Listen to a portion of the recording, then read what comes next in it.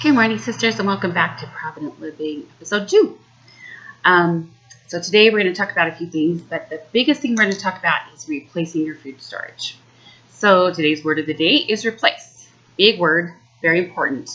So however you decide to get your food storage, if it's a little bit at a time, if it's go out and buy a whole bulk, food case lot sales, whatever, and put that on your shelves, that's great. But you've got to replace it. If you go out and get 3 cases of green beans and you feel like that's what your family's going to eat, number one issue is, do you really know that's how much they're going to eat? Do you really know for sure that's going to be enough, or if it's going to be too much, and too much is better than not enough?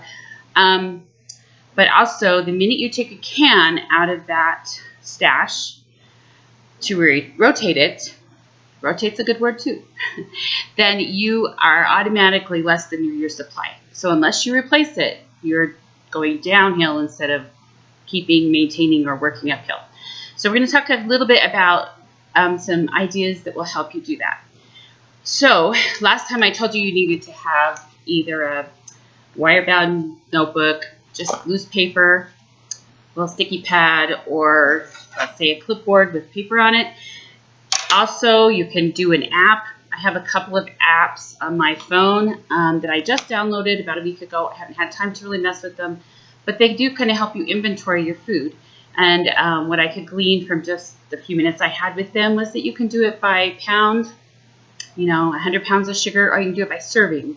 So that will do so many servings, That's great, however you want to do it.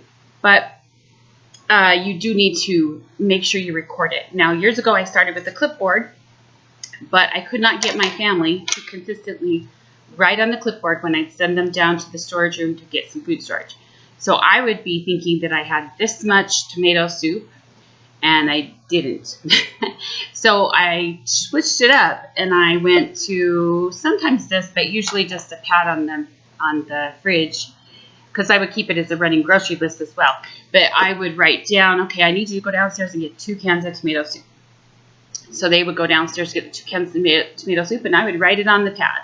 So the next time I went to the grocery store, it immediately got replaced. And if I was trying to build up my food storage slowly, sometimes that's how I did it, was if I needed to replace 2 cans of tomato soup, I would write down 4 or 6 cans of tomato soup. So when I went to the store, I'd buy 6.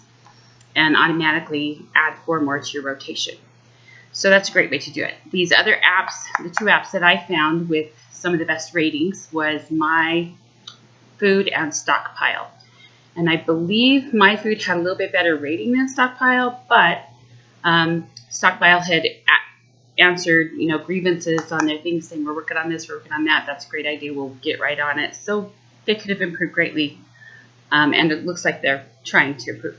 I started doing a food calculator with Emergency Essentials years ago, and I thought that was wonderful because it basically had you plug in your family, their genders, their ages, and how much food supply you wanted. So you could do like 3 months or a year or even 2 years. So once you had plugged all that in, and according to calorie needs per day, it would tell you, well, you need this many pounds of rice in your food storage. Well, that was great until I realized that some of the things they said I needed to have, we didn't really eat. So I didn't want to store that. And so how much was right for my family if we didn't eat the year supply amount that they wanted us to have? I had to figure out how much I really needed. And some things wasn't enough. Maybe we ate more of that. So one of the ways that I figured out to and this is why I told you needed your marker, your permanent marker, Sharpie or not, permanent marker. Oh, and let's talk about one other thing in your rotation and your replace. So every can pretty much has a date stamped on it. The boxes, the cans, whatever. We're not just talking cans, because you can do this method with any kind of container, pretty much, even with your meat in your fridge to figure out how much of that you use. So the one thing about these dates on the cans that makes me a little crazy is everybody calls them an expiration date. They are not an expiration date. Now, a few exceptions, meats and dairy, especially meats if you're not freezing them, yeah, you better not keep them past the date. They ask you to, or very, very little past that date. I've noticed milk tends to actually go a little sometimes before the date on the package. Those are some exceptions. But for the most part, if you are storing your things the way you should be storing them, then you're going to get a pretty long shelf life out of them, even years past the dates on these cans. Now, the dates on these cans and these other things are pull dates. And a pull date is not an expiration date. So a pull date is when the store has deemed that they want to pull it off their shelves because they figure that it's, that's its prime and they don't want to keep it on their shelves any longer. It's a safety measure for them in a lot of ways, mostly because people freak out when they see the date on the can. It's a way for them to market, but everybody else is like, oh, the date is December 2020. On January 1st, 2021, I'm going to die if I eat this can. No, you're not.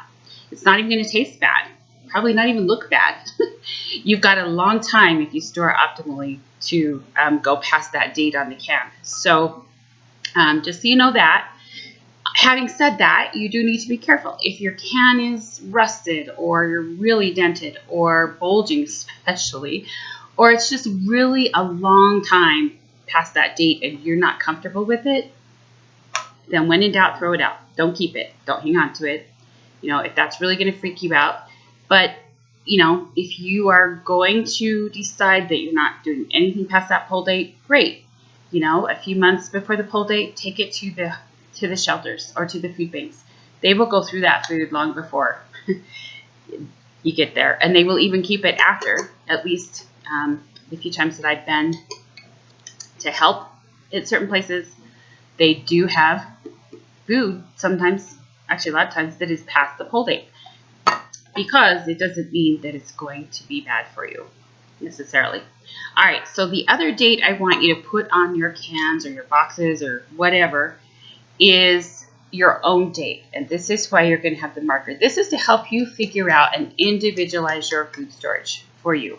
So if this is beef consomme, which I used in several recipes cooking. So let's say I go to the store and I buy 6 of them. Well, this is going to help me figure out how many I use in a month and also how long it took me to use them.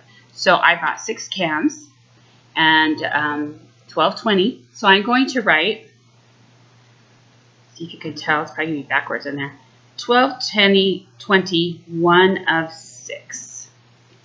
So what this does is tell you, I bought this can in December of 2020 and I bought 6 of them at the same time. So when I get to March and I pull, that's something else we didn't talk about. We'll get back to it. How you rotate your cans. Anyway, I pulled the last can, which would be 6 of 6. This one just happens to be can 1. So the last can I would put, just for fun, 6 of 6 and 1220 on it. That tells me that I bought 6 cans. You can see that. Is that right side up? I bought 6 cans in December, and it's now March, and so basically I use 2 per month. That way I can calculate approximately how many of those I need for the whole year. So if I use 2 cans a month, then I need to have 24 of those on my shelf to supply my family with that for a whole year. Now, it's good to assess your food storage from time to time because your situation changes in your family. Like, for instance, the last time I really addressed my food storage, other than to put it on the shelves when we moved here, was probably about a year and a half before we moved. And right after that, my husband's mom died. And then we decided we were going to move, and that process took really just about a whole year. And I didn't have time to mess with it. I didn't box it up. Basically, we just locked the door. Took pictures of the room, but didn't let people into one certain room where there were things that we couldn't store. That wasn't something that I wanted to store in a storage unit. So, okay, so let's go back to the rotation. So however you do it, and that is totally fine, you just need to develop a method and make sure your family follows it. So if you're going to put your storage on the left-hand side and pull from the right, do that every time. Be consistent, because you'll always get the older packaging and not touch the new one. If you're always putting your new stuff in the front and then pulling it off from the front of the shelf, then obviously you've got stuff in the back that is wasting away and going to be super outdated before you realize, oh, I haven't touched that one. So you want to rotate it through. So you can go front to back, back to front, left to right, right to left. The rolling cans are amazing. They're wonderful. They do it for you. Put it in the top, pull it out the bottom. Great. But however you do it, you need to make sure you do that. So I think I have covered everything this time. This is actually like my 6th time recording this because I always leave something out. I think we've done that today. Covered it all. Next time we're going to talk a little bit about the 5 things that are really bad for your food storage and how to avoid them if you can. So next Thursday at 10 o'clock in the morning is when we post it. Just keep in mind you can watch these anytime, and hopefully they're helping. We will probably take a break for Christmas, so next Thursday will be the last time that we post. And anyway, I hope that you have a Merry Christmas. I hope that somebody in your household gets a little bit of food storage for Christmas. And have a happy holidays, and we'll see you next week. Thanks, ladies.